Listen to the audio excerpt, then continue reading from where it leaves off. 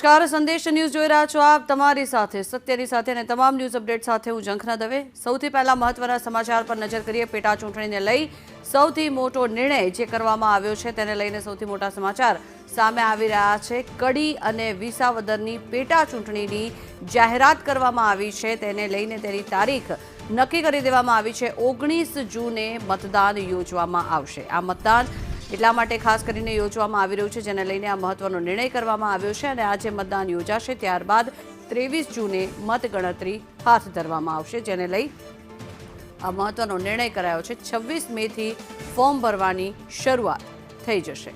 જે તારીખો નક્કી કરવામાં આવી છે, જે જાહેરાત કરવામાં આવી છે, કડી બેઠકથી ધારાસભ્યના નિધનના કારણે થઈને જે બેઠક ખાલી પડી હતી તેને લઈને મહત્વના સમાચાર. વિસાવદરથી ભૂપત ભાયાણીએ રાજીનામું આપ્યું હતું અને ત્યારબાદ તે બેઠક જે ખાલી પડી છે ત્યારે રાજીનામું આપી ભૂપત ભાયાણી ભાજપમાં જોડાયા હતા, જેને લઈને આ મહત્વનો નિર્ણય કરવામાં આવ્યો છે. 23 જૂને મતગણતરી હાથ ધરવામાં આવશે અને 19 જૂને મતદાન કરવામાં આવશે. આ પેટા ચૂંટણીને લઈને સૌથી મહત્વના સમાચાર આપને પહોંચાડી રહ્યા છીએ. કડી અને વિસાવદરની પેટા ચૂંટણીની જાહેરાત કરવામાં આવી છે અને તેની તારીખો જાહેર કરવામાં આવી છે.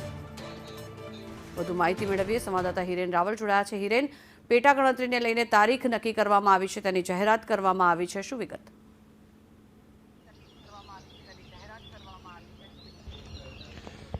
જો કેન્દ્રીય ચૂંટણી પંચ દ્વારા આ જાહેરાત કરવામાં આવી છે. કડી અને વિસાવદર વિધાનસભાની જે પેટા ચૂંટણી છે એ બંને વિધાનસભાની પેટા ચૂંટણી જાહેર કરી દેવામાં આવી છે. 19 જૂને આ બંને વિધાનસભાની પેટા ચૂંટણી માટે મતદાન યોજાશે. સવારે 7 વાગ્યાથી લઈ અને સાંજે 6 વાગ્યા સુધી મતદાનની પ્રક્રિયા રહેશે. સાથે 23 જૂનના રોજ મતગણતરી હાથ ધરવામાં આવશે. સ્વાભાવિક રીતે જે પ્રક્રિયા છે આખી 26 મેથી ફોર્મ ભરવાની શરૂઆત થશે અને આજે સવારથી જ આ બંને બેઠકો એટલે કે કડી અને વિસાવદર વિધાનસભાની પેટા ચૂંટણી માટેની આચારસંહિતા છે એ અમલ આવી ગઈ છે અને આ બંને વિધાનસભાની પેટા ચૂંટણીની કામગીરી શરૂ કરવામાં આવી છે. કડી બેઠક ઉપર ત્યાંના ધારાસભ્યનું અવસાન થવાના કારણે આ બેઠક ખાલી પડી હતી, જ્યારે વિસાવદર બેઠક છે એના ધારાસભ્ય આમ આદમી પાર્ટી છોડી અને ભારતીય જનતા પાર્ટીમાં જોડાયા હોવાના કારણે આ બેઠક ખાલી પડી હતી.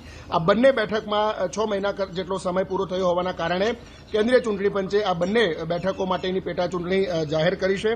સ્વાભાવિક રીતે આ બંને મત વિસ્તાર જે આવેલા છે વિધાનસભાના, ત્યાં આચારસંહિતા અમલી રહેશે. જો કે હજી સુધી આ બંને વિધાનસભામાં ભાજપ અને કોંગ્રેસે કોઈપણ પોતાના ઉમેદવારો છે તે જાહેર નથી કર્યા. આમ આદમી પાર્ટીએ વિસાવદર બેઠક માટે ગોપાલ ઇટાલિયાને ઉમેદવાર બનાવેલા છે. ભારતીય જનતા પાર્ટી લગભગ સંભવતઃ આ 10 દિવસની અંદર પોતાના ઉમેદવાર છે તે જાહેર કરશે. ઉમેદવારી ફોર્મ ભરવાનો છેલ્લો દિવસ જે છે એ 2 જૂન ઉમેદવારી ફોર્મ ભરવાનો છેલ્લો દિવસ છે. સાથે ફોર્મ પરત ખેંચવાનો 5 જૂન છેલ્લો દિવસ છે અને ત્યાર પછી એટલે કે 5 જૂને મોટેભાગે ચિત્ર ક્લિયર થઈ જશે. વિસાવદર બેઠકની અંદર ત્રિપાંખીયો જંગ થાય તે પ્રકારની સ્થિતિ અત્યારે દેખાઈ રહી છે. ભાજપ, કોંગ્રેસ અને આપ એમ ત્રણેય પક્ષો એક સાથે આ બેઠક ઉપર ચૂંટણી લડશે તેવી સ્થિતિ અત્યારે દેખાઈ રહી છે. તો કડીમાં ભાજપ અને કોંગ્રેસ આ બંને પક્ષો ત્યાં સામે લડશે. હજુ આમ આદમી પાર્ટીએ પોતાના ઉમેદવારનું ત્યાં સીધી રીતે કોઈ જાહેરાત નથી કરી. આજથી જ આ બંને વિધાનસભા મત વિસ્તારની અંદર પેટા ચૂંટણીની આચારસંહિતા છે એ જાહેર છે. આ બંને ઉપરાંત અલગ અલગ રાજ્યોમાં જે પ્રસંગોપાત ખાલી પડેલી બેઠકો છે, લગભગ 5 રાજ્યોની બેઠકો છે, એની પણ પેટા ચૂંટણી છે એ ચૂંટણી પંચ દ્વારા જાહેર કરવામાં આવી છે. જી આભાર હિરેન, સમગ્ર માહિતી બદલ. પેટા ચૂંટણીને લઈ મહત્વનો નિર્ણય કરવામાં આવ્યો છે.